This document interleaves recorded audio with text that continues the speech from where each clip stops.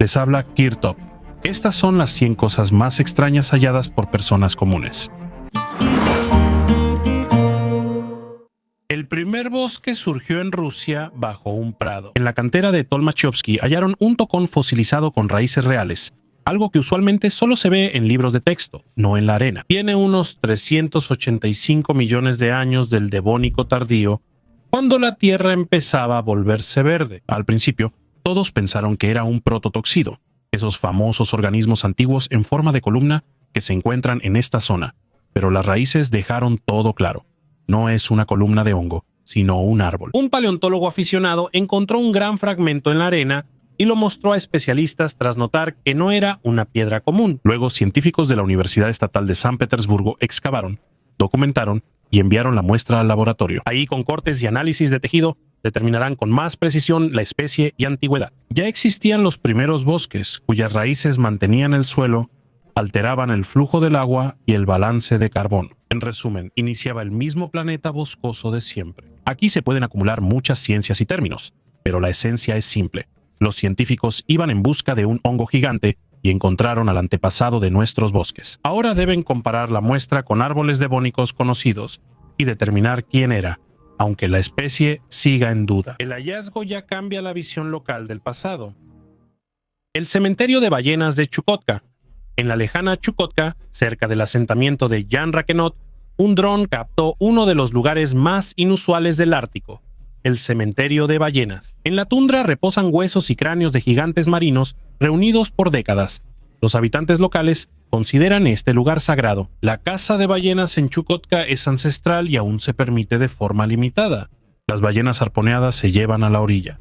Parte de la carne se regresa al mar como ritual y los huesos se colocan en la costa. En los años 90, ante la escasez de alimentos, se permitió temporalmente la caza comercial de ballenas y los restos se almacenaron en las afueras de los asentamientos, formando con el tiempo los llamados cementerios de ballenas. Los chukchis realizaban rituales para apaciguar a los espíritus del mar.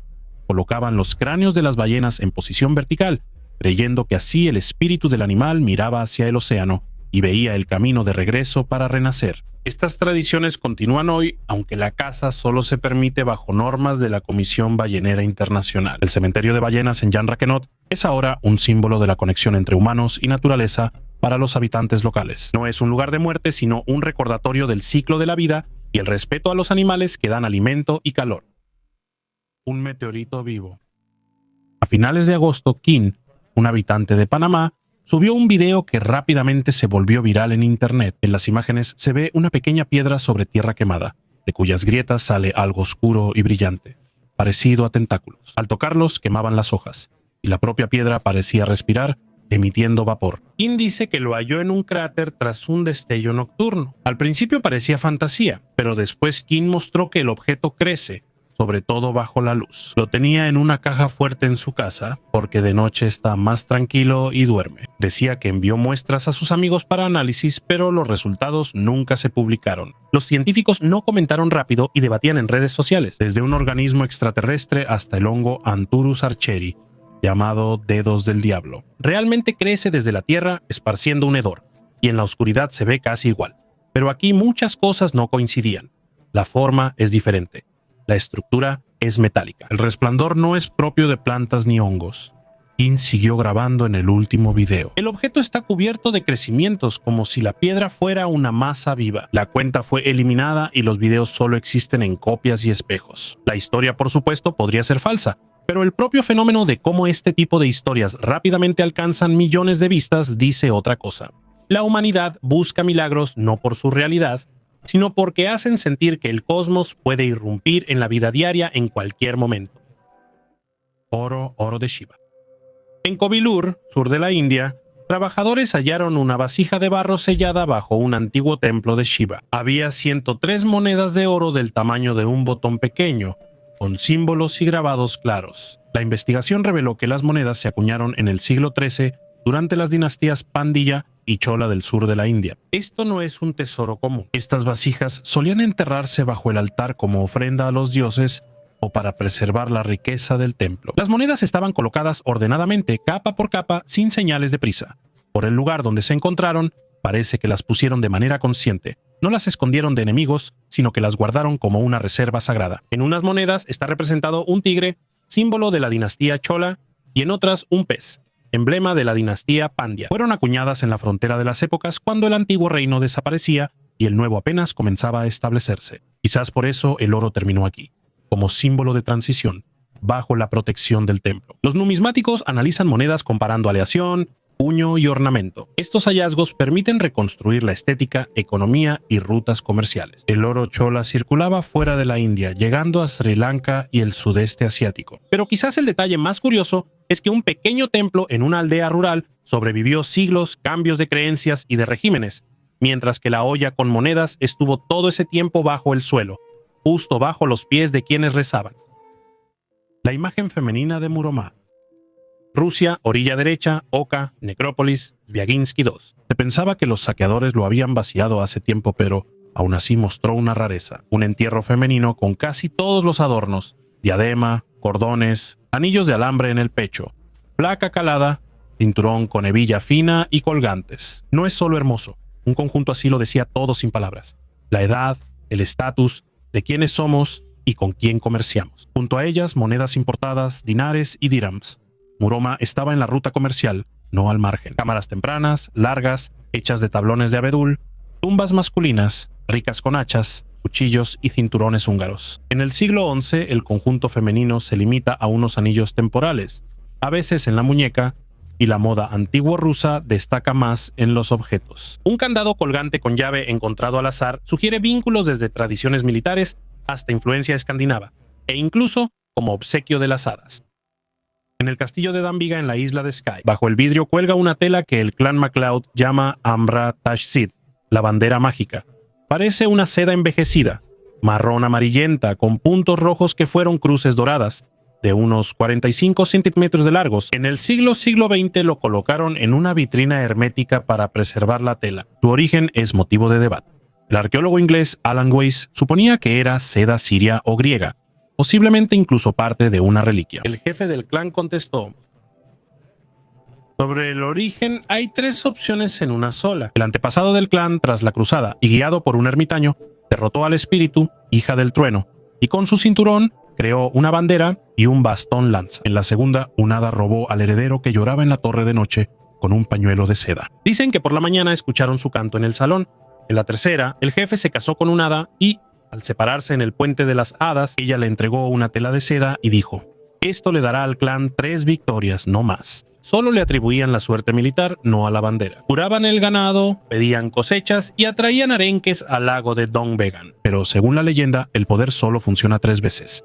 Después de eso, la tela desaparece y el clan queda sin protección. Se cree que fue desplegado 2 veces en los siglos XIV y XV, y queda una vez más para la Segunda Guerra Mundial. Se decía que Churchill pidió a los MacLeod izar la bandera aliada, pero el clan se negó, reservando la última oportunidad. Hoy en día la bandera sigue colgada en una vitrina hermética, entre la versión de la seda lejana y la certeza familiar de un regalo de las hadas. Para un museógrafo es una tela rara con una biografía complicada para el clan, una póliza de seguro que no se puede desperdiciar. En ambos casos, este trozo de seda cumple su función. Conserva la memoria y marca los límites de lo que creen quienes tienen una bandera de 3 oportunidades en su hogar. Un libro de cuero. En Egipto, restauradores trabajan con uno de los manuscritos coránicos más antiguos, de más de 1200 años y casi 80 kilos. No es un rollo ni un libro común. Es un tomo gigante de 1087 hojas cada una, hecha de cuero curtido de animales. La tinta se ha oscurecido. El texto apenas es legible, pero las letras están hechas a mano con una precisión sorprendente. Cada símbolo parece un diseño. Los científicos creen que este manuscrito data del siglo VIII y probablemente fue creado en uno de los primeros centros islámicos, Kufa o Basora. El trabajo de los restauradores toma años.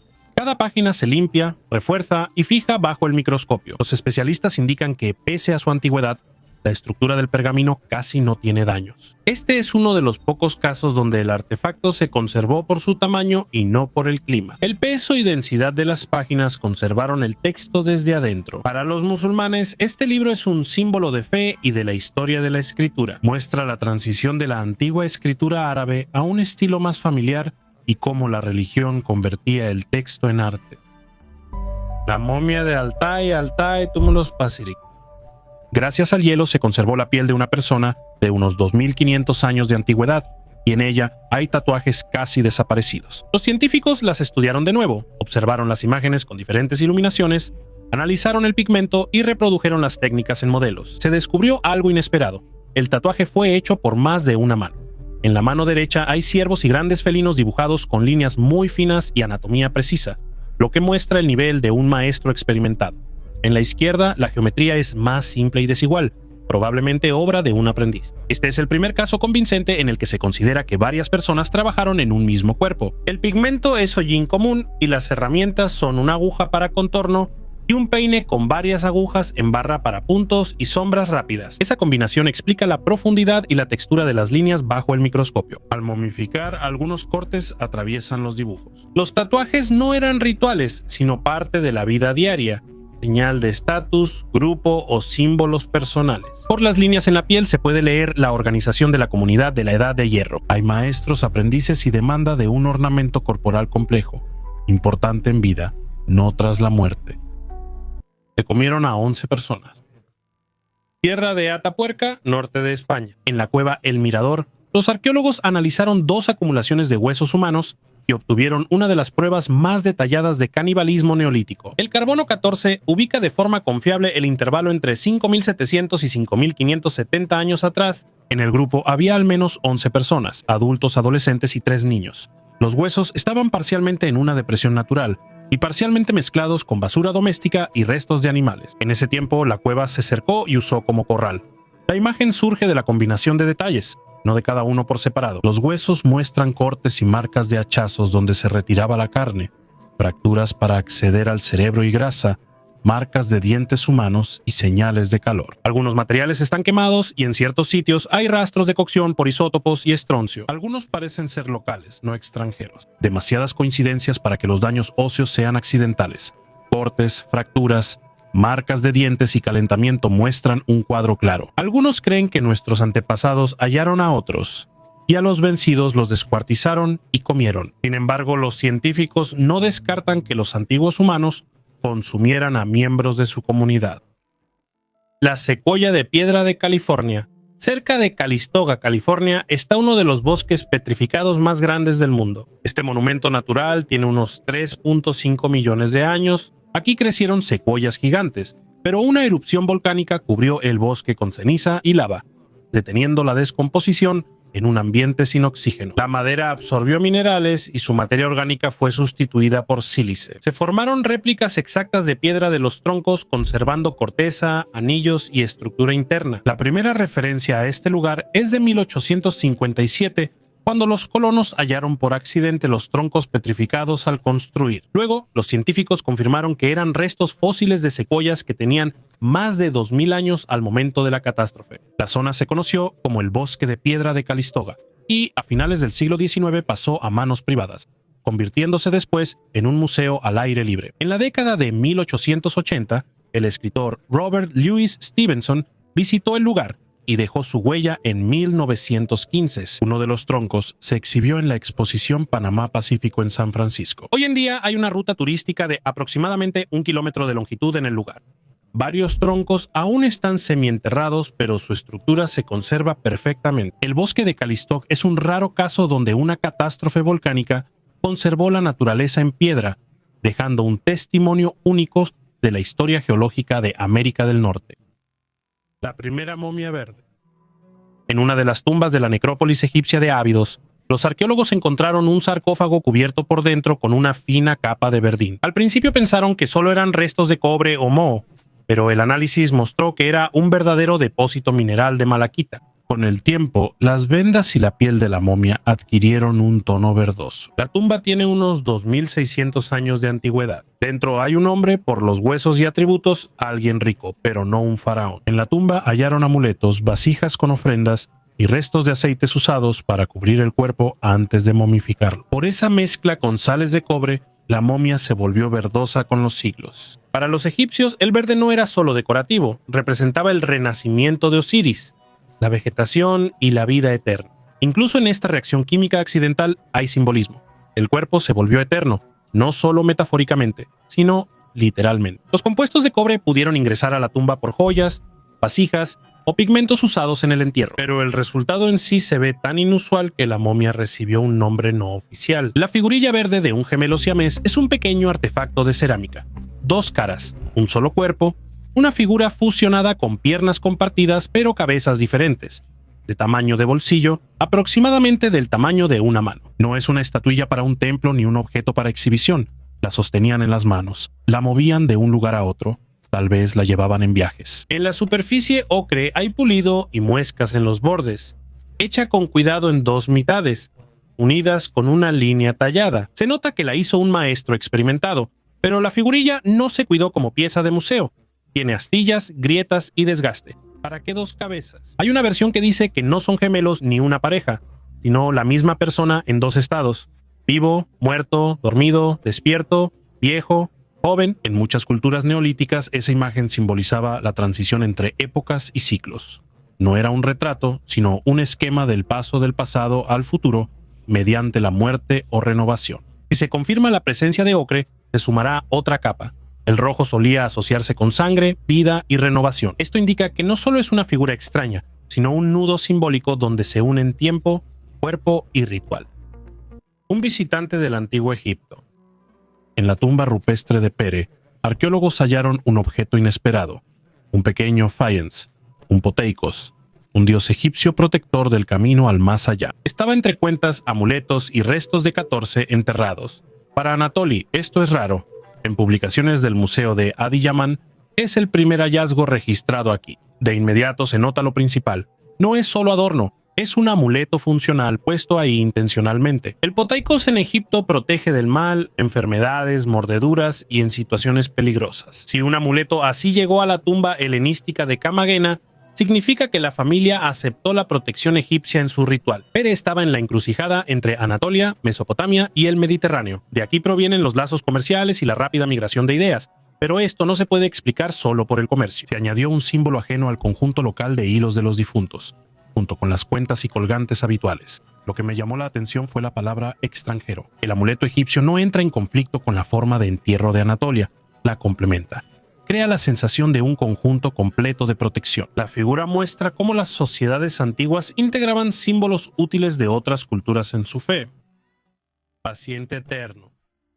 El 12 de enero de 1967, el profesor de psicología James Hiram Bedford se convirtió en la primera persona en ser sometida a crioconservación. La preparación se hizo en condiciones extremas, enfriaron el cuerpo con hielo, aplicaron crioprotectores por el sistema vascular, lo pusieron en hielo seco y luego lo almacenaron en nitrógeno líquido a menos 196 grados Celsius. En años posteriores los restos se trasladaron varias veces, dificultando mantener el régimen adecuado. Familiares y entusiastas proveían el nitrógeno por su cuenta. Hasta 1982, el cuerpo no estuvo almacenado permanentemente en Alcor. La inspección de 1991 detectó daños en tejidos blandos y defectos vinculados a antiguos protocolos de crioprotección, ahora considerados obsoletos. Expertos creen que la posibilidad de reanimación exitosa es muy baja y el procedimiento iniciaba tras la muerte legal. La vitrificación cerebral fue incompleta y la microcristalización generó daños irreversibles. La historia de Bedford influyó en el movimiento. Actualmente cientos de cuerpos y neuroconservaciones están en empresas criogénicas de Estados Unidos y Rusia. Miles de suscriptores firman contratos para el futuro. Desde la ciencia, el caso es un precedente histórico y muestra las limitaciones organizacionales,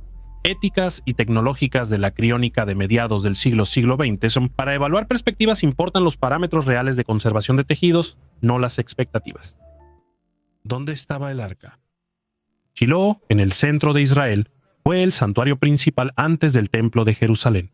Aquí se hallaron los cimientos de un edificio rectangular de 31 por 15.5 metros. La proporción es 2:1 y la orientación estricta de este a oeste, justo como señala el Éxodo. Incluso el santuario portátil, el tabernáculo, era básicamente un templo-tienda. Dentro hallaron una partición que separaba el espacio en 2, el santuario y una habitación aislada, parecida al Santo de los Santos, donde según la tradición bíblica estaba el arca. La principal evidencia no está en las paredes, sino en la cantidad de sacrificios. Más de 100.000 huesos de ovejas, cabras y ganado, datados entre 1200 y 1000 a.C. En 97 casos, el lado derecho de los cuerpos está arriba, como indica el libro de Levítico, donde se da esa parte al sacerdote. Este perfil no es característico de un asentamiento común, pero es normal para un centro de culto con sacrificios constantes. Por ahora, esto no es una prueba de la ubicación del arca como objeto. La arqueología aporta lo que los textos no tenían: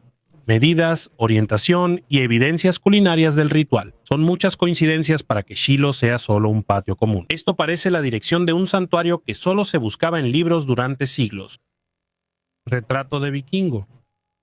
En la colección del Museo Nacional de Dinamarca se redescubrió una figurilla de colmillo de morsa hallada en 1796 en un túmulo en Noruega. Mide unos 3 centímetros y es de la segunda mitad del siglo X. Probablemente sea un rey del juego Hnefatafl, antecesor del ajedrez. Pero lo principal está en los detalles: la raya al medio, las patillas bien cuidadas, el bigote levantado sobre el labio, la barba recortada en forma de candado y recogida en una sola trenza. En la arqueología vikinga este detalle es poco común.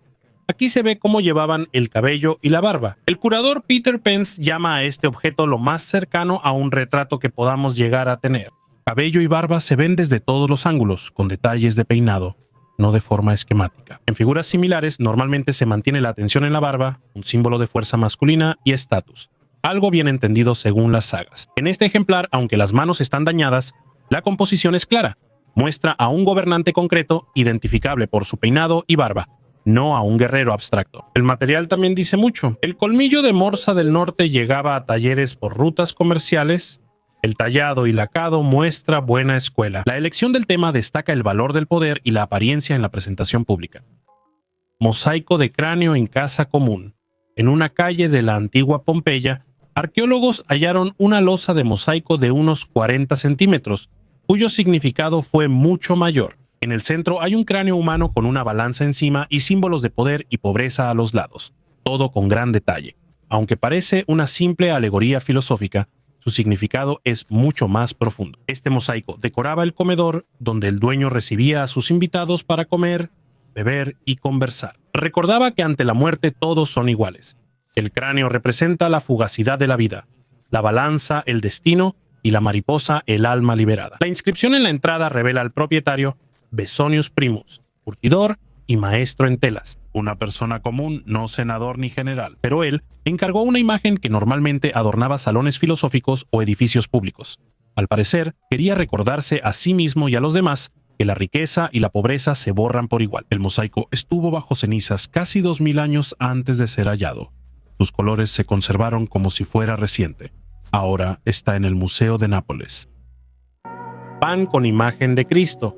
En Turquía, arqueólogos hallaron un raro artefacto del cristianismo primitivo, un pan carbonizado con la imagen de Jesucristo, enterrado por unos 1200 años. El hallazgo ocurrió en el sitio arqueológico de Topraktape, provincia de Karaman, donde estuvo la ciudad de Arenópolis. El pan está fechado entre los siglos 7 y 7-1 de nuestra era, una época en la que la simbología cristiana apenas comenzaba a tomar sus formas definitivas. Es uno de 5 panes hallados en la misma capa. Se conservaron gracias a la carbonización natural, un intenso calentamiento sin aire. En uno aparece una débil imagen en relieve de Cristo y la inscripción: con gratitud al bendito Jesús. Los arqueólogos indican que la imagen no es el típico pantocrátor de los íconos bizantinos, sino que presenta a Cristo como sembrador, símbolo de fertilidad, trabajo y ciclo de vida. Algunos panes tienen cruces y adornos, uno similar a la cruz de Malta. Los investigadores suponen que esto no es simplemente alimento, sino un tipo especial de pan litúrgico, prototipo del pan de la Eucaristía,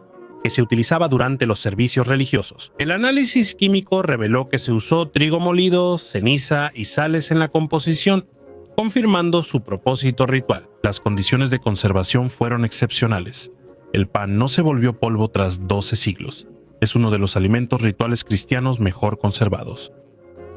Bajo el nombre de El Toro, circulan en la red cientos de artefactos de piedra y hueso, libros de losas con tapas en relieve, máscaras, figurillas de ojos almendrados y tablillas con escritura desconocida. Se dice que están en las colinas de El Toro, México, y su cantidad varía entre varios miles y hasta 20,000 ejemplares. Parte de los artefactos realmente están hechos con talento, con tallados cuidadosos y motivos repetitivos. Por otro lado, no hay informes de excavación publicados con coordenadas, estratigrafía, cerámica asociada y dataciones de laboratorio que permitan distinguir las antigüedades reales de las falsificaciones modernas. Los artefactos de El Toro suelen compararse con las piedras de Ica de Perú, ya que ambos son grandes colecciones. Muestran conocimientos inapropiados y existe controversia sobre su autenticidad. Aparecen informes de expediciones de entusiastas e incluso menciones de pruebas de laboratorio. Pero hasta ahora no hay publicaciones verificables en revistas especializadas ni atribución museística, ya que aún no existen informes adecuados ni dataciones. Es solo un conjunto de objetos privados, bonitos y variados, pero inútiles para la historia antigua. Otra aclaración: no confundir el toro mexicano con la cueva española Cueva del Toro. El sitio español es Arqueología Clásica, estrato, contexto, dataciones, publicaciones, trabajos sobre herramientas óseas de doble punta y economía neolítica. Así es como se ve una base de pruebas, y eso es precisamente lo que le falta al El Toro mexicano. Vidrio que ha sobrevivido siglos.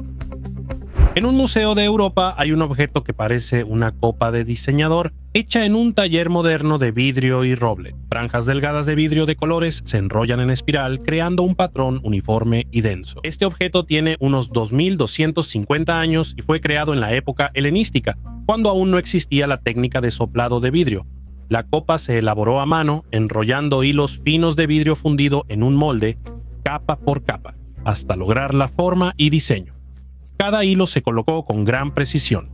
Las espirales de colores siguen intactas, el vidrio no se ha opacado y el recipiente mantiene su forma, como si se hubiera hecho ayer. Maestros, cosas así rara vez sobreviven hasta nuestros días. El vidrio se rompe, se agrieta y se desmorona fácilmente. Por eso, cada uno de estos objetos es una ventana al pasado, a un oficio que estaba en la frontera entre el arte y la tecnología. La copa muestra que los antiguos maestros no eran menos sofisticados que nosotros.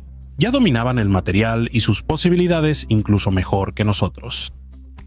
La Atlántida argelina, la zona submarina de Tipasa, ahora se estudia tan seriamente como las ruinas costeras por los buzos. Arqueólogos marinos documentan ánforas, cisternas, nichos de almacenamiento y un muelle tallado en roca que destaca como obra de ingeniería. Estos fragmentos muestran un puerto activo del siglo IV a.C. al 3 d.C. El perfil de los hallazgos indica comercio regular, no vertidos ocasionales en el mar. La Organización de las Naciones Unidas para la Educación, la Ciencia y la Cultura pide mayor protección de la zona acuática por el fuerte oleaje, rápida erosión cultural y vulnerabilidad al buceo intensivo. Y así perderemos hasta lo que ya vimos. El equipo recupera los artefactos que se detectaron en primavera y recorre los contornos oscuros de la estructura con el nuevo equipo. Pero la respuesta final solo la darán una serie de inmersiones y el análisis de los sedimentos. ¿Y se trata de una ciudad sumergida arrastrada por el agua o del nivel inferior de un antiguo puerto que se hundió bajo las olas? Lo que me atrae aquí no es la palabra Atlántida, sino la oportunidad de observar la mecánica funcional de un puerto real, que fue alimentado por 3 épocas: la fenicia, la romana y la bizantina. Si registramos la disposición de muelles y cisternas, entenderemos cómo era el nudo costero del que las fuentes callan y el mar aún guarda el fuego. Personas y perros. Sajonia-Anhalt, Alemania, distrito Gerstewitza. Arqueólogos hallaron 12 fosas de hasta 2.5 metros de profundidad de entre 3.400 y 3.050 a.C.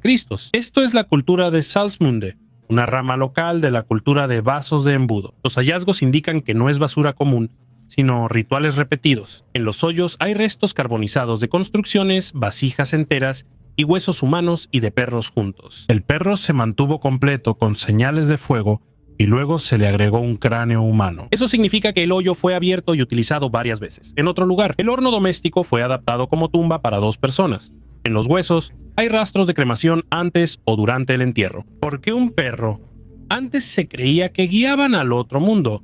Por eso aparecen junto a restos humanos. En el rito de transición, los objetos y huesos están ordenados. No son entierros espontáneos, sino escenarios planeados con fuego, desmontaje y reinicios parciales. El contexto temporal es importante. El final del Neolítico tuvo inestabilidad climática y presión de comunidades vecinas. Malas cosechas y competencia por la tierra pudieron aumentar la necesidad de ceremonias a antepasados y al fuego del hogar. Por eso los hornos caseros se incluyen en los rituales como símbolo de la vida comunitaria. El ácido desoxirribonucleico y los isótopos permitirán saber si estas personas eran locales, el origen de los perros y si eran de una familia o de distintos asentamientos. Un cosmograma maya en Tabasco, México.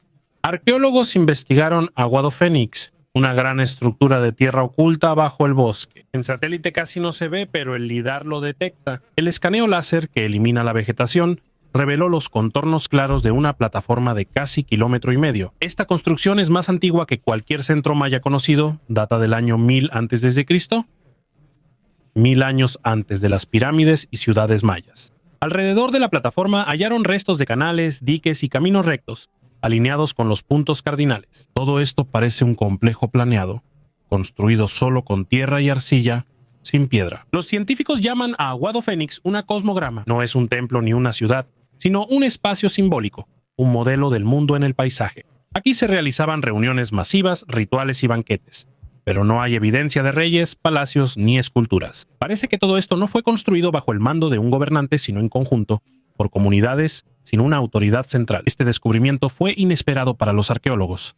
Antes se pensaba que las construcciones monumentales de los mayas aparecieron solo después de la formación de ciudades complejas y una élite. Aguado Fénix prueba que grandes construcciones existieron antes que los estados, gracias a esfuerzos colectivos. Actualmente el lugar aún es estudiado. Para los habitantes es motivo de orgullo y para los arqueólogos un recordatorio de que la historia no siempre es lineal. A veces las personas crean por una idea, no por poder.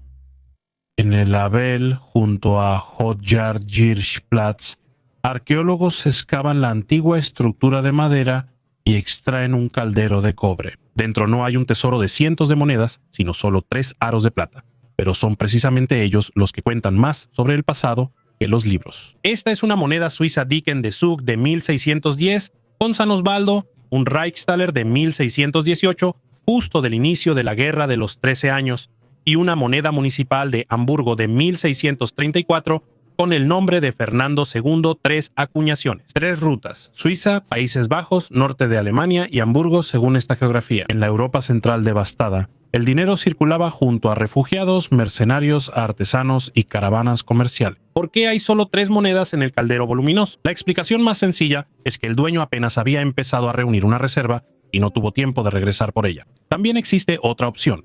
Dividieron el valor en varios escondites para no perderlo todo de una vez. Este punto era solo una celda, con gotas de escoria, fragmentos de soldadura y restos de metal no ferroso. Aquí trabajaba un maestro que veía el caldero como herramienta hasta que la guerra lo hizo caja fuerte. Este pequeño conjunto muestra bien el espíritu de esa época.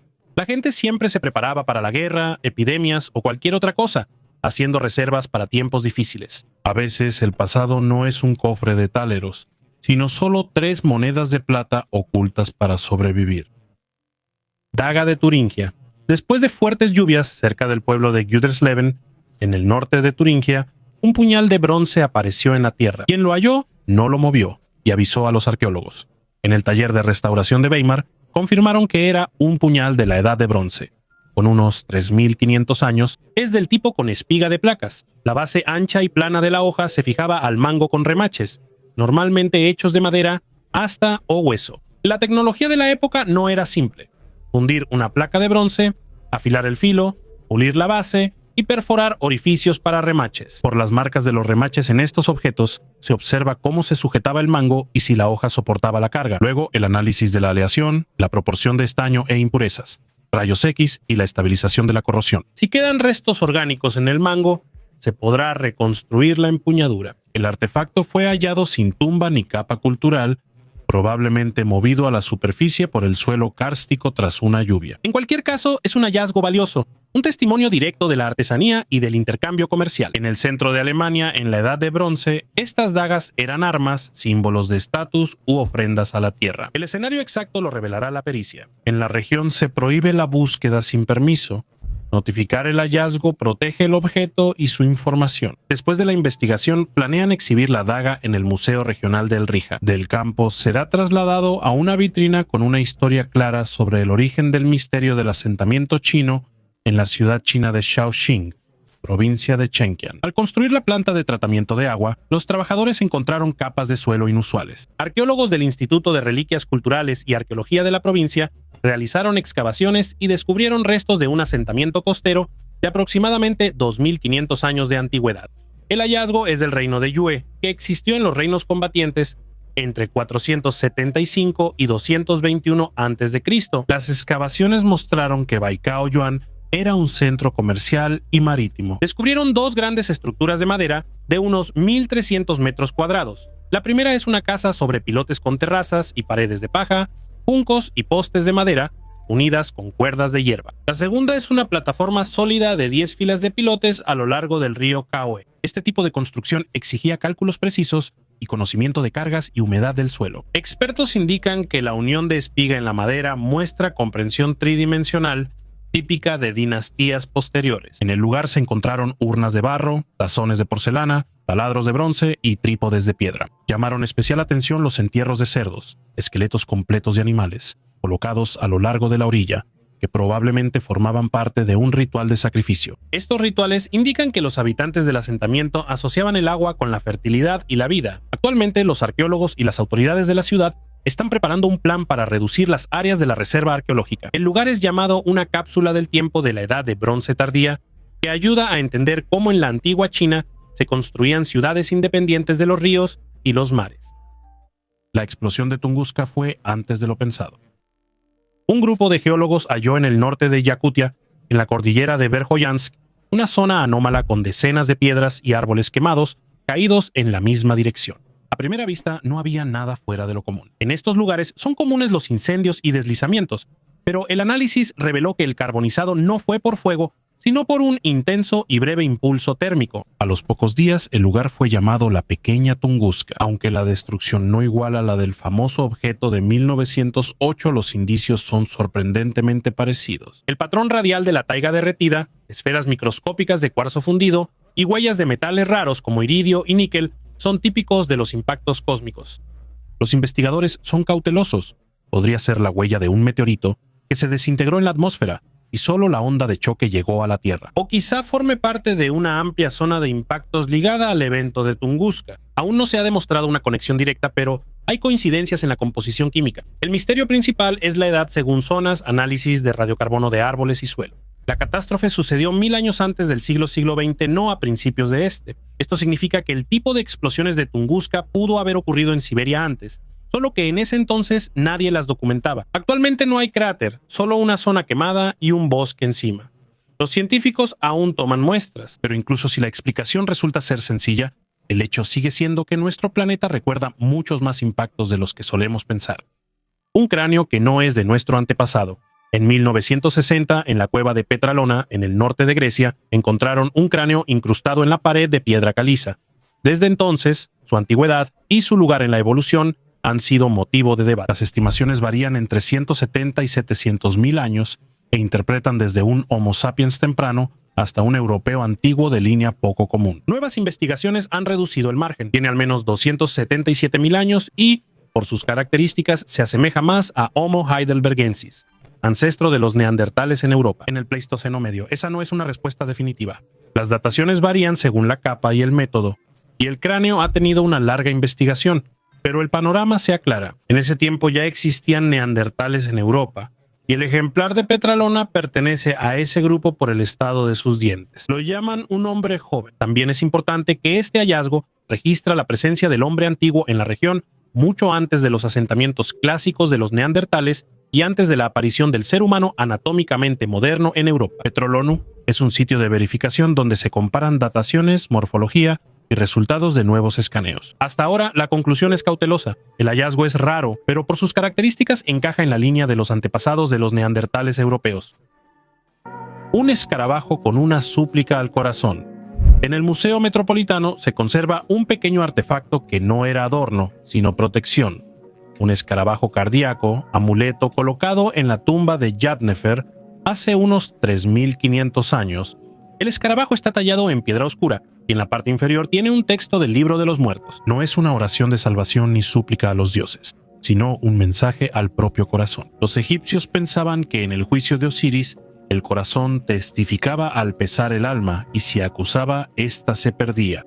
Por eso el texto le pide que guarde silencio, no discuta, no recuerde malas acciones, no sea testigo contra mí ni invente mentiras. Que todo esté bien conmigo. Es una petición muy personal, casi como una conversación con uno mismo. El amuleto de piedra formaba parte de un ritual.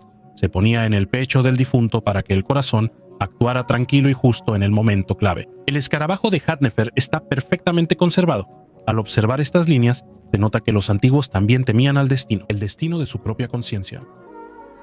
En una tumba romana vacía en el sur de Alemania, en el pueblo de Belkertshofen, los arqueólogos descubrieron un círculo de piedra macizo de 12 metros de diámetro que data de la época del Imperio Romano. No hallaron huesos ni objetos. La tumba estaba vacía. Los investigadores creen que es un cenotafio, un monumento a alguien sepultado en otro sitio. La estructura, junto a una antigua carretera romana, servía más como símbolo de recuerdo y estatus familiar que como tumba. Junto al círculo hay una base de piedra donde pudo haber estado una estatua o una de Baviera. Este hallazgo es único, pues antes solo había monumentos similares en Italia y Europa Central. Los científicos creen que el monumento pudo haber sido erigido en honor a un comandante militar romano o a un funcionario que murió lejos de su hogar. La tumba vacía es uno de los monumentos romanos más raros en Alemania y ayuda a entender cómo se veían la memoria e inmortalidad en las provincias del imperio.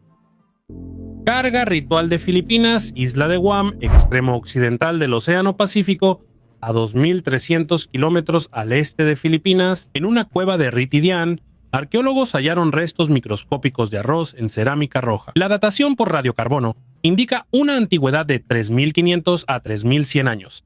Esta es la evidencia más temprana del traslado de una planta cultivada a una isla tan lejana. La pista clave son los fitolitos, diminutas estructuras de sílice que conservan la forma de las hojas y las cáscaras después de que la planta se descompone. El equipo de la Universidad de Guam y la Universidad Nacional de Australia analizó los fragmentos de cerámica con microescáner y análisis petrográfico. Las formas de los fitolitos eran iguales a las del arroz asiático. No hay herramientas ni irrigación cerca, por lo que los granos no se trajeron para agricultura. Los investigadores favorecen la idea del equipaje ritual.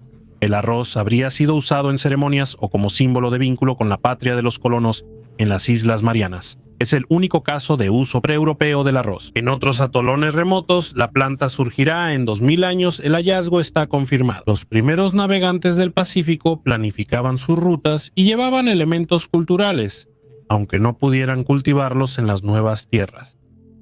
En 1928, el misterioso sanatorio de acero en Cleveland, junto al lago Erie, puso en marcha una enorme esfera de acero de 20 metros de altura y 38 habitaciones. La estructura se construyó con fondos del industrial Henry Timken, por iniciativa del Dr. Furman Cunningham, un anestesiólogo que creía que la presión y el oxígeno podían curar muchas enfermedades. El edificio de 5 pisos contaba con habitaciones, baños, un sistema de climatización potente, 3 compresores, 2 calderas, un enfriador de amoníaco, una ruta de 27 toneladas y filtros para controlar presión, temperatura, humedad y circulación. El método de Cunningham suponía erróneamente que muchas enfermedades eran causadas por bacterias anaerobias y podían tratarse con oxígeno a presión en un año. La Oficina de Investigación de la Asociación Médica Estadounidense consideró el proyecto comercial no científico. En 1934, James Rand, hijo, adquirió el lugar y lo llamó Instituto de Terapia de Oxígeno de Ohio,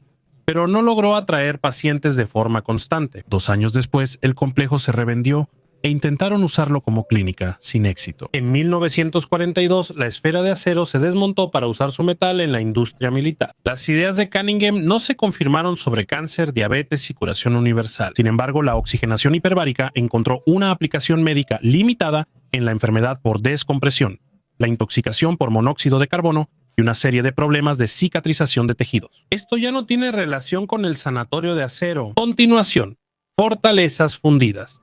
En las montañas de Escocia hay ruinas que aún hacen que los arqueólogos discutan. A simple vista parece una fortaleza común de las épocas de bronce y hierro. Muros de piedra, restos de viviendas y fogatas, pero al observar de cerca, se nota que las piedras están fundidas y partes de los muros parecen haber estado en un horno. Las rocas se unieron formando un monolito vidrioso, lo cual no fue causado por un incendio. La temperatura de fusión de la arenisca es superior a los 1000 grados. Para lograr ese efecto hay que mantener el fuego durante varios días, creando un espacio cerrado donde el calor no se escape hacia afuera. Alguien construyó estas fortalezas y luego las quemó a propósito, volviéndolas bloques sólidos. Los experimentos del siglo XX demostraron que solo se puede lograr ese efecto bajo un control artificial. Los científicos Wallace Thornycroft y Bear Gordon Child repitieron el proceso. Prendieron fuego a una pared de losas y madera cubierta de arcilla. Tras 3 horas colapsó y partes de la piedra se fundieron. Luego se aclaró que la temperatura debía mantenerse estable varios días con oxígeno constante. En otras palabras, era una tecnología, no una coincidencia. Alguien, en tiempos en que aún no se usaban los metales, ya entendía cómo controlar el calor. Después se hallaron estructuras similares en más de 200 sitios del norte de Europa, donde la piedra fue derretida por personas. Nadie sabe por qué fue en ese momento. Este conocimiento sobre el fuego, que en vez de destruir une, transmite algo muy avanzado para su época, como si no fuera solo ingeniería antigua, sino tecnología transmitida cuyo propósito aún desconocemos. En el antiguo Egipto ya vimos tecnología similar con los escalones derretidos. Un frasco con un gallo en Moscú. En unas excavaciones hallaron un pequeño frasco de pomada con un gallo en relieve, un accesorio urbano que instantáneamente nos transporta a los espejos, ungüentos aromáticos y cosméticos de siglos pasados. Estos recipientes de cerámica o vidrio se sellaban y almacenaban compuestos grasos para labios y piel, a veces bálsamos aromáticos. El desgaste y las huellas de pigmento indican su uso activo. El gallo en la tapa no es solo un adorno. En Europa simboliza vigilancia y buena suerte.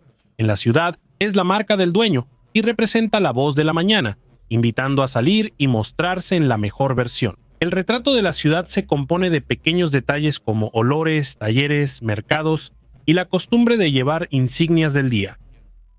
Tesoros internacionales de los vikingos. En la isla danesa de Selandia, cerca de Slagelse, un agricultor buscaba un anillo con un detector de metales y encontró una señal inusual.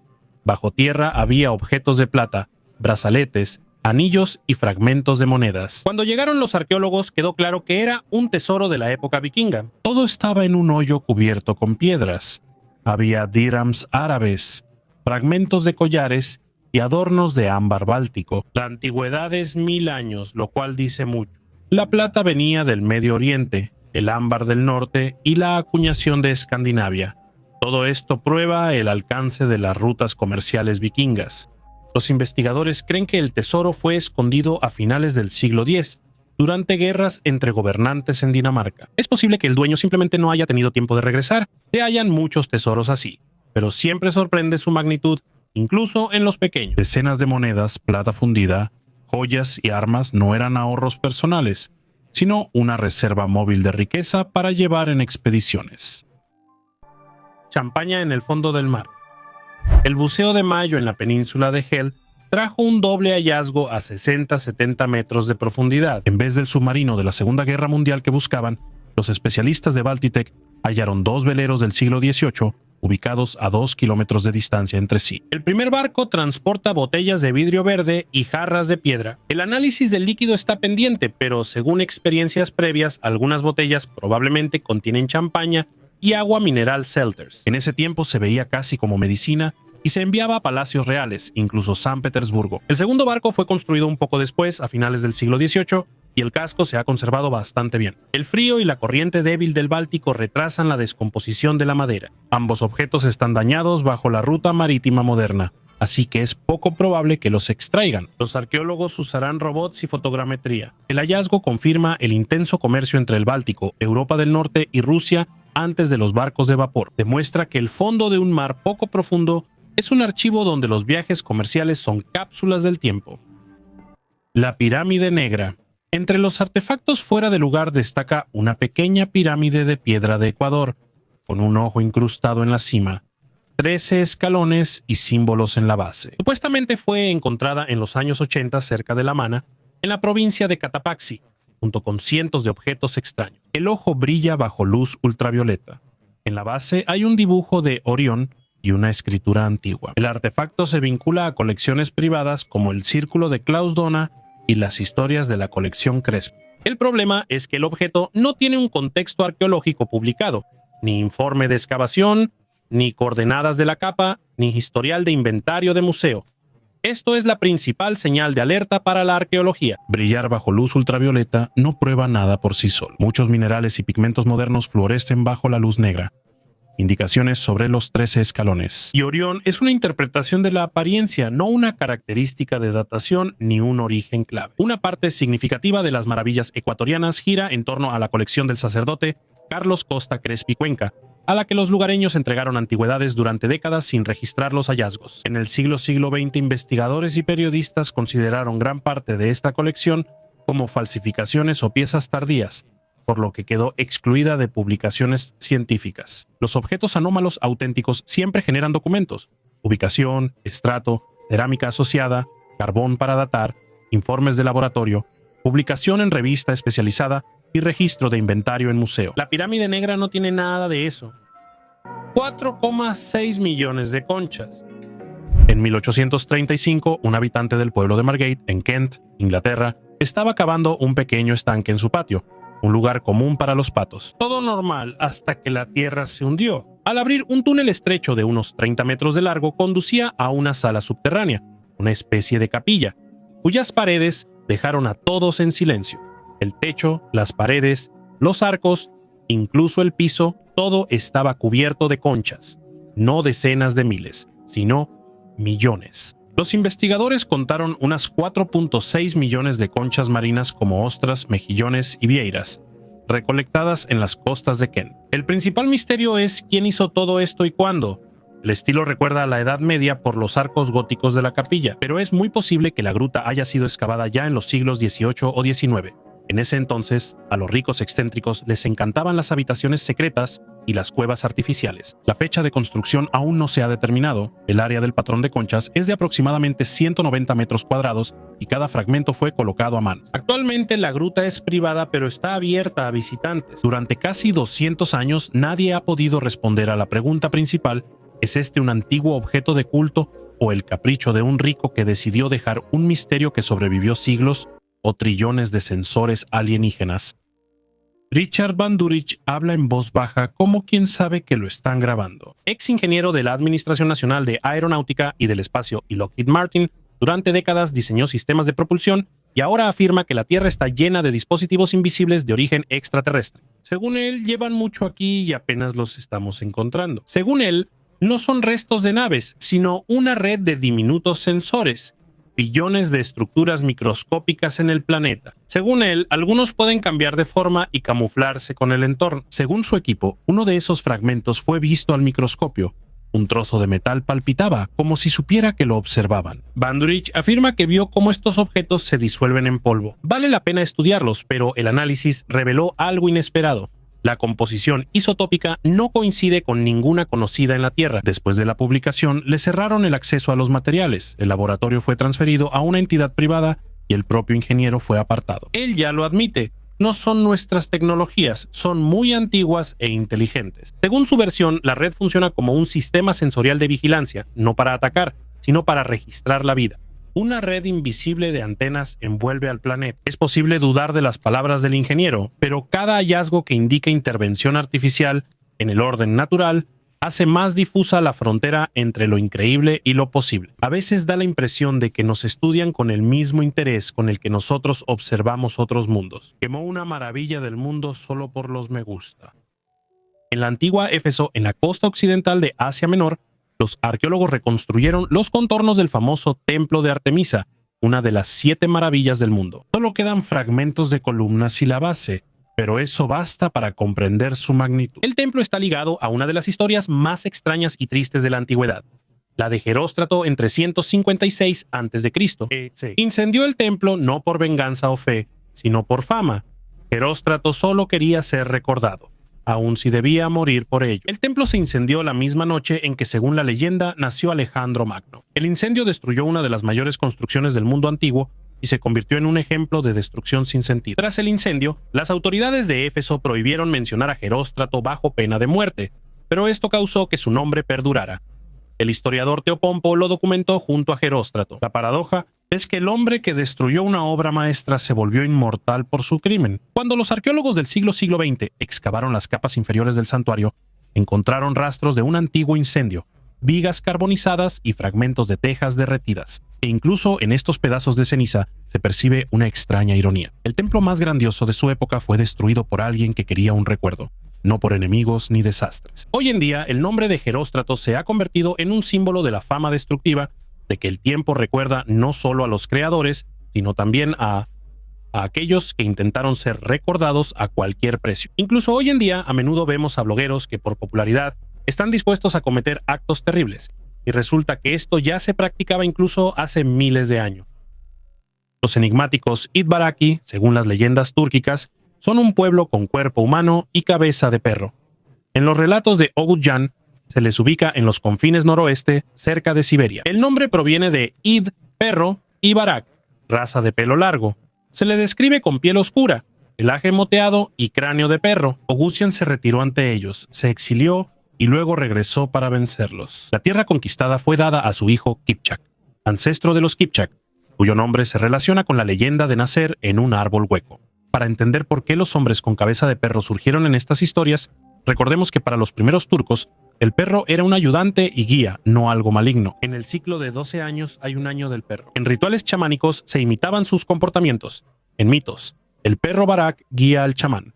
Y en historias de Altai, el perro protege a los primeros humanos de Erlik, siendo su propio perro. Es protección y conexión espiritual. Los Itbaraki aparecen como figuras ajenas, ya no protectoras, con rasgos de perro. Límite y amenaza. Es comprensible. Marca el límite de nuestro mundo y recuerda las reglas en tierra ajena. También hay paralelismos entre los vecinos, aquino-quéfalos griegos, guardianes caninos indios y crónicas europeas sobre tribus del norte. El esquema es igual en todos lados, un rostro inusual y una señal de distancia. Se puede debatir si la base fue una impresión de una máscara, tocados totémicos o vecinos extraños, pero para la tradición eso no es necesario. En las leyendas llamaban Itbarak a aquellos que estaban del otro lado. Así marcaban la frontera de su mundo, el rostro del antiguo poder. Orilla occidental del Nilo, cerca de Asuán, en la colina Gebel Kurna. Los arqueólogos limpiaron un panel de dibujos rupestres bajo escombros y hallaron algo inusual en Egipto. Escena de una barca y un gobernante en palanquín, quizá uno de los retratos más antiguos de un faraón en la formación del Estado. La barca, con extremos altos y popa en forma de cuchilla, corresponde a embarcaciones rituales de la época tardo-predinástica y principios de la dinastía, hacia 3200-3000 a.C. Un detalle por el que discuten los investigadores es la barbilla alargada y la línea en la cabeza de la figura sentada. Son una alusión al tocado real y la barba ritual de las primeras dinastías. Por su estilo, la escena se compara con la masa de Narmer. Si la comparación es correcta, es un símbolo visual del poder real inicial. El hallazgo es valioso porque es un caso raro en Egipto de una representación directa de un gobernante fuera de una tumba. En una roca junto al camino, un bote navega contra la corriente y la gente tira de una cuerda. Un sacerdote en la popa ajusta el rumbo. El poder es movimiento y trabajo en equipo. No vemos una estatua de un museo, sino una nota viva en los márgenes de un estado temprano. Cupido dormido. En una sala del Museo Arqueológico de Nápoles exhibieron recientemente una estatua que muchos confunden con un niño romano, aunque en realidad es Cupido, el dios del amor, dormido. Fue hallado en el siglo XVIII durante excavaciones en Herculano, ciudad sepultada por la erupción del Vesubio como Pompeya. La estatua es de mármol blanco. Amor yace con piernas dobladas, rostro sereno y alas plegadas. Su superficie brillante parece un cuerpo vivo, no de piedra. El escultor alcanzó gran precisión. Bajo la cabeza se ve la hendidura de la almohada y en los labios una expresión de sueño. Cuando se reveló el hallazgo, muchos creyeron que era la imagen de un niño fallecido mientras dormía. Solo después, por las alas y atributos, supieron quién era. Ahora, la estatua es una de las obras romanas más expresivas sobre el sueño y la muerte. La suelen llamar la más tranquila, no por fragilidad, sino por carecer de patetismo. Para los arqueólogos, estas imágenes son tan valiosas como inscripciones o cerámica, pues muestran al ser humano en el mundo antiguo como un ser vivo que puede dormir, no solo como héroe o guerrero. Después de 2000 años, este Cupido de mármol parece como si pudiera ser despertado. Microinscripción en la pared de una roca en el oeste de Irán. Junto al sendero que se ha usado durante siglos, los arqueólogos notaron un rasguño fino, apenas visible en la sombra, y casi imperceptible bajo la luz directa. Después de grabar, la luz artificial reveló una inscripción de una sola línea, del tamaño de una caja de cerillos, tallada con sorprendente precisión. Las letras están cuidadosamente alineadas, sin errores, con ángulos y terminaciones claras, como si una mano experta la hubiera hecho de memoria. La datación es de finales del primer milenio antes de Cristo. El significado es simple: un nombre y una breve súplica a la deidad. Solo un nombre y una petición, tallados en la piedra a la altura de los ojos. Más que una declaración, fue una acción relevante en ese momento. El sitio de la inscripción no fue elegido al azar. Cerca hay huecos en forma de copa, rastros de hollín y fragmentos de cerámica. Todo sugiere que aquí se detenían. Quizá dejaban ofrendas o solo buscaban refugio y silencio. Adornos. En las cuevas El Tesoro y Cueva del Hoyo de Lámina, en el sur de España, se encontraron cuentas hechas de conchas fósiles de moluscos marinos. Son escafópodos de antiguos depósitos costeros de Málaga. Las conchas son mucho más antiguas que quienes las usaron. Al mismo tiempo, los recolectores del Paleolítico tardío y Neolítico elegían casi solo dos especies, Paradentulum inquale y Paradentulum sensculum, aunque había restos de otras 2 docenas cerca. En total, los investigadores describieron 37 fragmentos. Algunos pertenecen al magdaleniense hace 17.000 años y otros al neolítico más tardío. En las conchas se notan huellas de procesamiento. Las limpiaban, las pulían. En algunos lugares las cubrían con ocre rojo. En el tesoro, algunos fragmentos se insertaban uno dentro de otro, formando un broche sencillo. ¿Por qué elegían precisamente estas 2 especies? Aún no está claro. Tal vez por la forma conveniente, la resistencia de las paredes o el color después del pulido y el ocre. Pero la repetición de la elección en diferentes asentamientos muestra una práctica estable, no una selección al azar. También se encuentran paralelismos más adelante. En Europa se hallaron conchas marinas neandertales y en Sudáfrica un trofeo, un trilobite fosilizado de Homo sapiens. La joyería de fósiles no es un capricho, sino una elección consciente de material y gusto. Túneles de agua, desiertos en Irán. Existen sitios donde la tierra parece perforada por una gran barrena. Agujeros redondos y uniformes se alinean por kilómetros. Esto es un acueducto subterráneo llamado Kiaris, de casi 3.000 años para construirlo. Hallaban el horizonte acuífero. Perforaban un pozo principal y excavaban un túnel en ángulo. Cada varias decenas de metros hacían pozos verticales, los mismos que se ven desde la superficie. Eran ventilación, drenaje y accesos para los trabajadores. La principal ventaja del sistema era que el agua fluía bajo tierra y apenas se evaporaba. En el seco clima de Persia, esto era vital para sobrevivir. El Kiaris permitía regar campos, abastecer ciudades y mantener la vida donde no podría existir de otro modo. El Kiaris de Ganabad es uno de los más antiguos y largos, con 33 kilómetros y 427 pozos de accesos. Muchos fueron excavados a mano en la roca, sin herramientas metálicas, y sorprende que aún funcionen. Para los arqueólogos, esto no es solo ingeniería, es la memoria de una civilización que entendía la geología y la física como los especialistas actuales. Aquí la gente dominó el agua, logrando un resultado que ha perdurado milenios.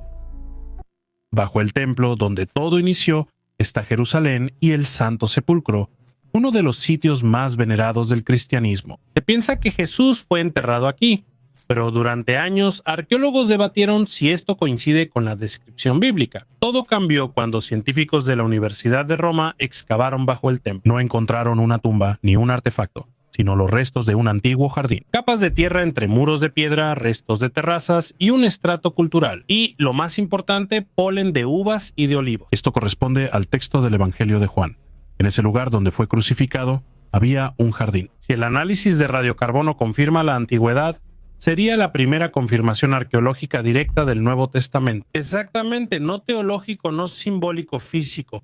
Además, durante las excavaciones se encontró un antiguo altar de mármol que desapareció durante un incendio en el siglo XIX. Todo este tiempo estuvo en el templo, solo que estaba volteado hacia la pared. En el frente hay grafitis de turistas y atrás un mosaico único creado con una técnica exclusiva de los maestros del Vaticano. Sin sensacionalismo ni misticismo, solo hechos que a veces hablan más fuerte que las leyendas.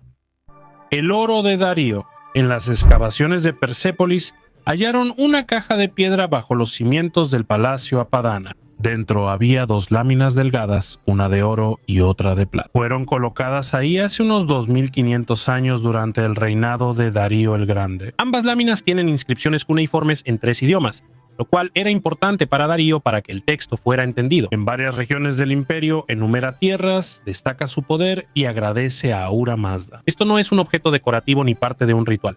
Es una declaración de quién construyó aquí, a quién pertenecía el territorio y bajo qué dios estaba el palacio. Las placas se conservaron como si acabaran de salir del taller, el metal no se ha agrietado y las inscripciones se leen sin esfuerzo. Las escondieron especialmente en los cimientos, no como un secreto, sino como una señal para las futuras generaciones, por si alguien alguna vez miraba debajo de la piedra. 3 artefactos sorprendentes. Arqueólogos hallaron un descubrimiento que podría cambiar la visión de la historia del antiguo Egipto. Recientemente se encontró la tumba perdida del faraón Tutmosis, segundo un acontecimiento comparable al hallazgo de la tumba de Tutankamón en 1922. A diferencia de la famosa tumba del Niño de Oro, la de Tutmosis II estaba muy dañada. Después de la muerte del faraón, la cámara se inundó y la mayoría de las reliquias probablemente fueron trasladadas a otro lugar. Entre los artefactos clave hay fragmentos de vasijas de alabastro con el nombre de Tutmosis II.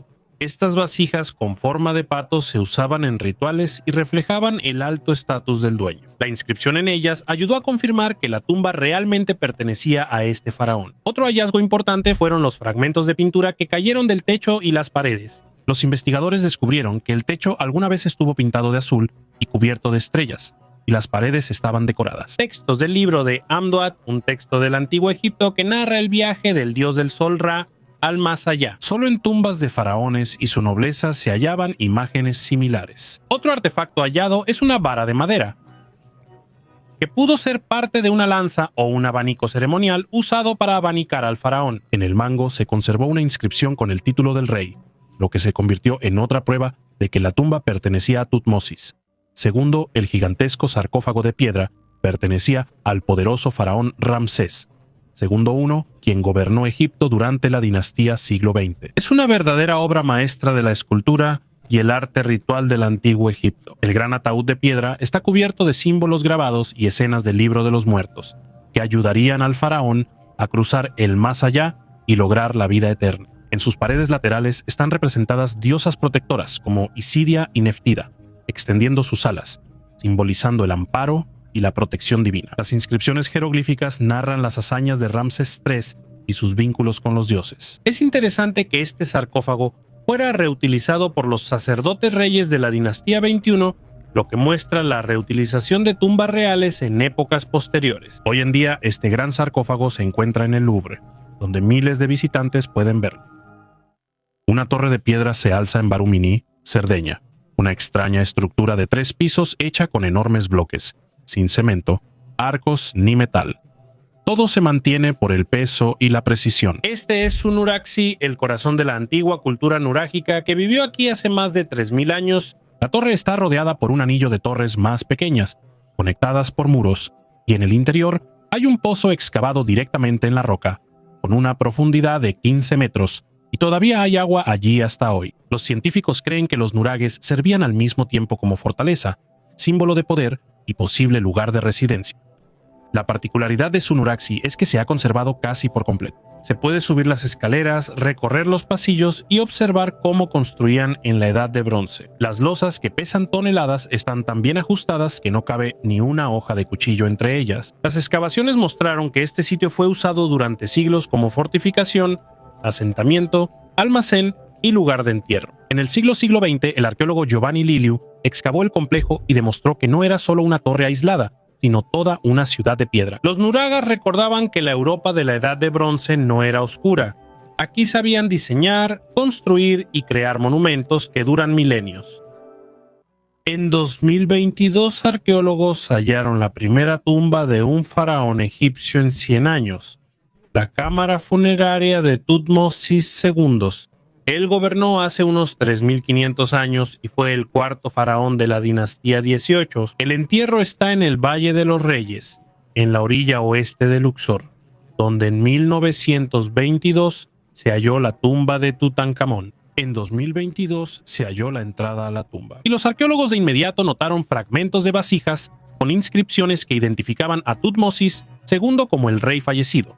En estas vasijas también estaba el nombre de su esposa, la gran reina Hatshepsut. Después, los científicos descubrieron que los restos del faraón se trasladaron siglos después del saqueo de la tumba. La tumba está en mal estado ya que se inundó poco después de la muerte de Tutmosis II. Dentro se encontraron fragmentos de inscripciones azules, estrellas amarillas y partes de textos religiosos, lo que indica rituales relacionados con el entierro. Tutmosis II fue conocido por sofocar una rebelión en Nubia y el Levante. Su reinado fue de 1492 a 1479 a.C. Fue relativamente corto en comparación con sus antecesores. Su tumba se consideraba menos importante. Este descubrimiento fue una contribución importante al estudio de la cultura del Antiguo Egipto y el reinado de Tutmosis II. Los arqueólogos lo consideran uno de los logros arqueológicos más significativos de los últimos años. El raro libro gigante que tienes frente a ti es uno de los 12 libros gigantes del siglo XVIII escritos en español. Sus dimensiones son impresionantes, mide casi 1 metro de largo. Estos libros fueron hechos para ceremonias religiosas e incluyen guiones detallados de los servicios. La encuadernación de cuero, cubiertas de madera y páginas de piel curtida hacían que el libro fuera duradero y símbolo de la grandeza de la iglesia. Estos manuscritos eran para uso en templos, permitiendo que sacerdotes y coro leyeran el texto desde lejos. Por eso las letras son grandes. Actualmente esta rareza se resguarda en la Universidad Nacional Autónoma de México, donde científicos la estudian y buscan mantenerla en su estado original. Estos libros son una verdadera ventana al pasado que permite ver cómo eran los textos litúrgicos y cuál era la actitud hacia la escritura en la época de la América Latina colonial. ¿Por qué te pusiste una máscara ajena? En Egipto, cerca de Saqqara, arqueólogos hallaron un sarcófago de madera pintado con máscara dorada que, tras investigarlo, resultó no pertenecer a la persona dentro. Las tumbas son del siglo VII a.C., durante la crisis y cambios constantes de dinastías en Egipto. En esa época, los talleres funerarios trabajaban en cadena y los sarcófagos antiguos se renovaban y reutilizaban. Aquí pasó algo similar. La máscara con piezas esmaltadas fue quitada de otro sarcófago y adaptada burdamente a otro rostro. Ni los soportes del cuello coinciden. Dentro yacía el cuerpo de un hombre de mediana edad, con restos de vendas y amuletos característicos de la necrópolis de Memphis. No había riqueza, solo el trabajo de los embalsamadores. Por lo visto, el hombre no era de la nobleza, posiblemente un sacerdote o un funcionario. Las ruinas heladas bajo la nieve.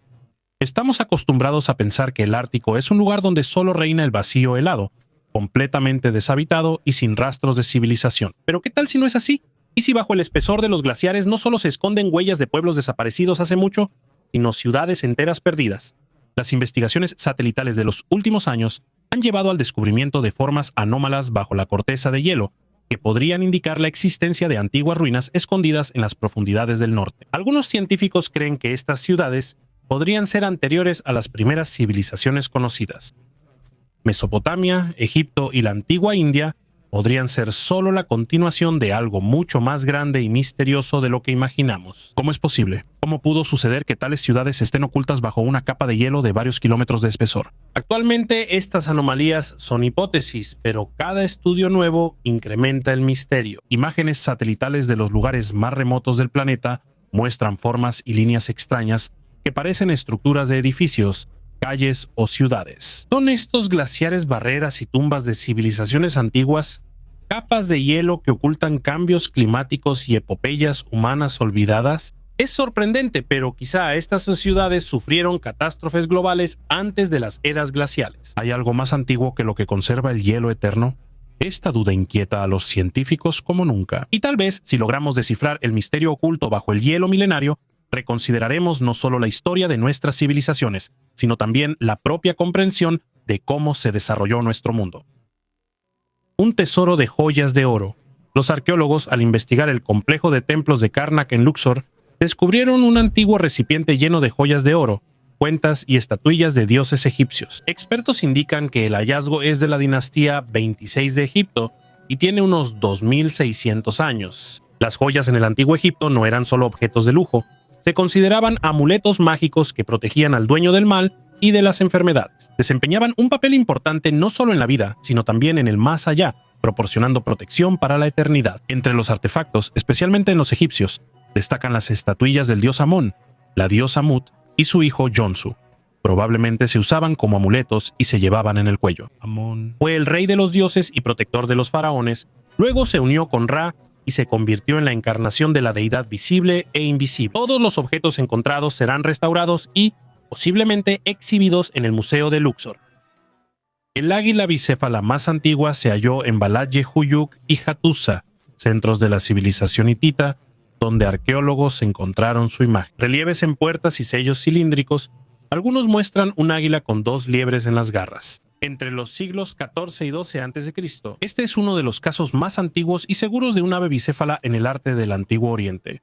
Vamos a averiguar quién es. Los textos hititas no mencionan culto directo al águila bicéfala. Investigadores relacionan al personaje con Ansud o Imdugut, un águila grifo de los mitos mesopotámicos vinculada a la tormenta y el rayo. En versiones tardías, Ansud es un ave con cabeza de leona. Los motivos cambiaban entre culturas, pero la idea de un ave celestial poderosa se mantenía. Debemos distinguir hechos de leyendas. No podemos identificar con certeza a esta deidad hitita ni describir su culto oficial. Las fuentes son escasas, pero el águila bicéfala, símbolo de poder y protección, existía antes de Bizancio, los selyúcidas y la Rus. En el arte hitita ya guardaba puertas y pasajes, acompañando escenas de soberanía. En la antigüedad y la Edad Media, las aves de dos cabezas se representaban en sellos, telas y escudos. Entre los bizantinos simboliza Oriente y Occidente, en los selyúcidas poder y protección. En Europa del Este, la estatalidad. Los orígenes están en la antigüedad profunda, donde existen más misterios que interpretaciones claras, un enigma del pasado. Un equipo de científicos rusos, liderado por un cristalógrafo de la Universidad Estatal de San Petersburgo, descifró la estructura del raro mineral uranfita. Este raro mineral fue hallado hace 70 años en el yacimiento secreto de uranio Turakawak en Kirguistán, pero en ese momento no se pudo revelar su estructura detallada. Recientemente, los científicos hallaron uranfita en el yacimiento ruso de Beshtau, en el krai de Stavropol. Esta mica de uranio contiene amonio en su composición. Este mineral tiene una luminiscencia brillante y antes se usaba en fotografía, pero pese a muchos estudios, su estructura exacta fue un misterio hasta 2023. Gracias al equipo moderno, los científicos estudiaron detalladamente cristales de unos milímetros. El mineral era inestable, así que hallar una muestra de calidad es un verdadero golpe de suerte. Solo se conocen 11 minerales de uranio con amonio, la mayoría hallados en Estados Unidos, donde el amonio proviene de materia orgánica, como rosas y restos animales. El secreto que conocía la CIA en 2002 fue revelado cuando se desclasificaron documentos de la CIA. Uno de ellos se llamaba simplemente Informe sobre el Arca de Noé. Menciona un objeto extraño en la ladera del monte Ararat, similar al esqueleto de un gran barco. Desde mediados del siglo XX circulaban rumores sobre este lugar. Pero lo raro es que la CIA grabó con aviones de reconocimiento y después usó satélites, todo por esta anomalía. La versión oficial dice que no hallaron nada especial en las imágenes, pero rechazaron decenas de solicitudes para publicar, sobre todo las de 1974.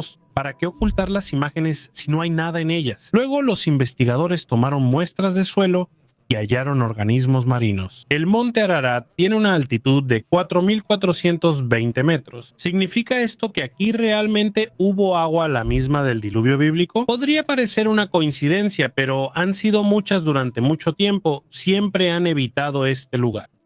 El escudo del Támesis. En 2019, durante obras en Londres junto al Támesis, hallaron un objeto que rápidamente fue noticia. Era un escudo no de bronce ni de hierro, sino de madera.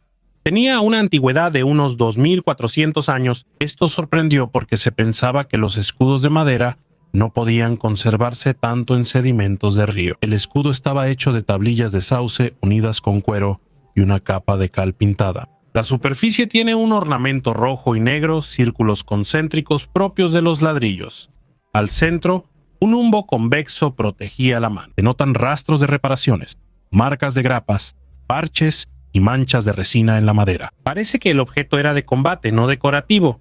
Para los arqueólogos fue un hallazgo importante. Hasta ese momento se creía que los guerreros de la Edad de Hierro en Britania solo usaban escudos de bronce o de metal.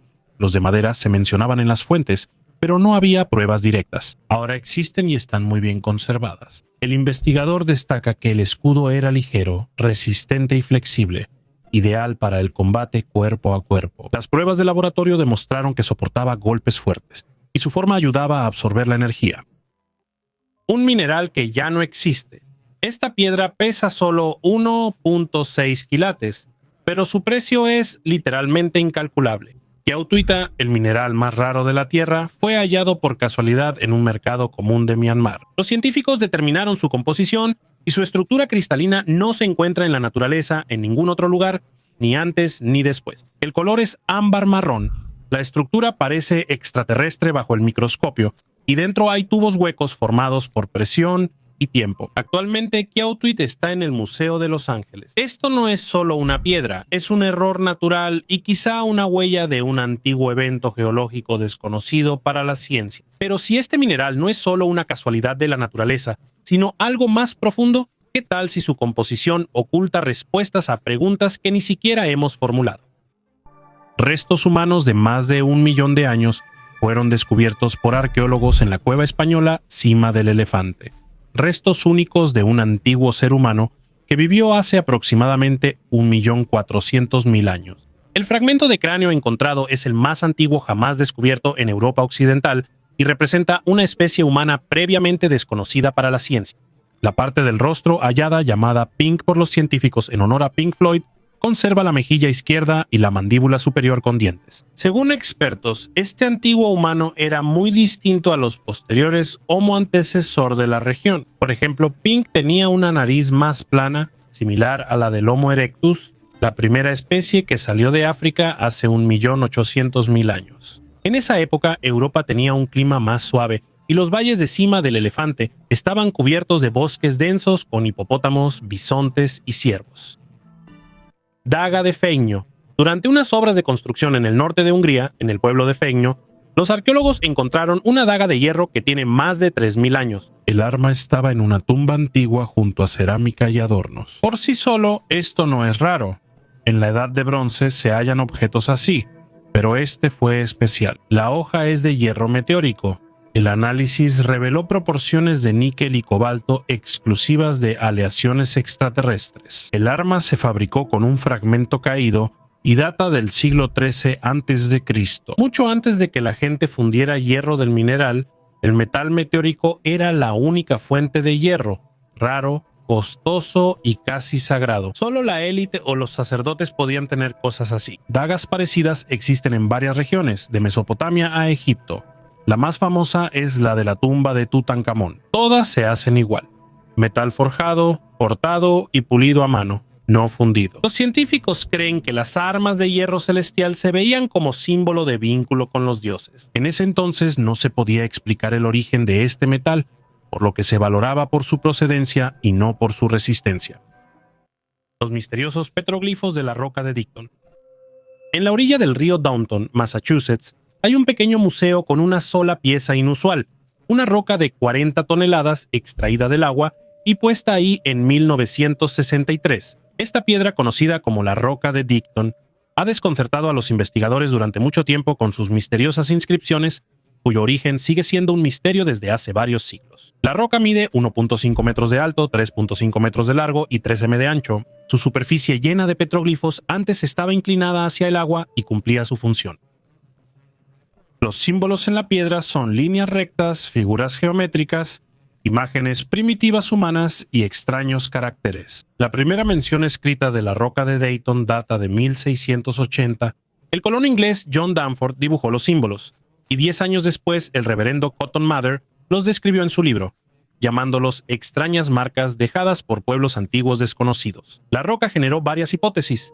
En 1837 investigadores daneses. Carl Christian Ravn dijo que las inscripciones las hicieron vikingos y están ligadas al viaje de Thorfinn Karlsefni, quien, según las sagas, llegó a América del Norte en el siglo XI. Su teoría causó un gran revuelo, pero en 1916, el profesor Edmund de la Barre de la Universidad de Brown demostró que Ravn falsificó la imagen, añadiendo líneas que confirmaban su hipótesis. De la Barre propuso otra versión al ver el nombre Miguel Carterial y la fecha 1501 en las inscripciones. Según él, este mensaje lo dejó un explorador portugués desaparecido en América en 1502. Carterial fue a buscar a su hermano perdido en las costas de Terranova, pero también desapareció. Quizá tuvo que quedarse con los indígenas y, 9 años después, dejó un mensaje en la roca sobre su destino. La teoría de la Barre fue apoyada en Portugal, pero en otros países se recibió con cautela. Algunos piensan que las inscripciones las hicieron fenicios. Otros creen que fueron chinos que llegaron antes que Colón. Tras siglos de investigación, la roca de Dighton sigue siendo uno de los hallazgos arqueológicos más enigmáticos de Estados Unidos e inspira a los investigadores a descubrir su historia. ¿Sacrificios o trofeo? Arqueólogos hallaron un broche romano esmaltado del siglo II d.C. La hallaron en un asentamiento de la Edad de Hierro en el sur de Ayrshire, Escocia. El artefacto pudo usarse en un ritual de sacrificio en la fundación, aportando nueva información sobre los contactos entre romanos y britanos locales. Las excavaciones en la destilería William Grant Sons revelaron restos de una gran casa de madera y una empalizada fortificada. El broche estaba en la zanja de los cimientos, lo que sugiere un posible significado ritual. Estos broches se encuentran en las fronteras del Imperio Romano, en la Galia, Suiza y a lo largo del Rin. Los científicos creen que llegó a Escocia como trofeo de guerra, por comercio o como ofrenda a los dioses. El asentamiento de Curac, donde ocurrió el hallazgo, estaba en un sitio estratégico, aunque sin fuertes romanos cercanos. Arqueólogos hallaron restos de un antiguo campamento militar, un broche y artefactos del Neolítico y Edad de Bronce. Esto confirma que este territorio estuvo habitado durante milenios. Vasija de Pérgamo. En el Museo de Pérgamo, al oeste de Turquía, hay una enorme vasija de piedra, tan grande que cuesta verla como objeto cotidiano. Casi alcanza la altura de una persona, está tallada en un solo bloque y cubierta de relieves. Tiene unos 2000 años de antigüedad. Este tipo de vasijas se utilizaban en la antigua Pérgamo, cuando la ciudad era la capital de un poderoso reino helenístico y uno de los centros culturales del Mediterráneo. Su propósito todavía se debate hasta hoy. Algunos creen que guardaban aceite sagrado y otros que eran recipientes rituales para agua. En las ceremonias, los relieves muestran máscaras, guirnaldas y cabezas de león. Los detalles son tan precisos que se aprecia la textura del pelaje y los pliegues de la tela. Y eso que el maestro tenía que trabajar con piedra, no con bronce o madera. La gran duda es cómo trasladaban estos recipientes tan pesados. Están en templos, terrazas y fuentes sagradas. Alguien los subía por las escaleras, los ponía en pedestales y los integraba en la arquitectura del complejo. Pérgamo es famoso por su altar de Zeus y su biblioteca, rival de la de Alejandría.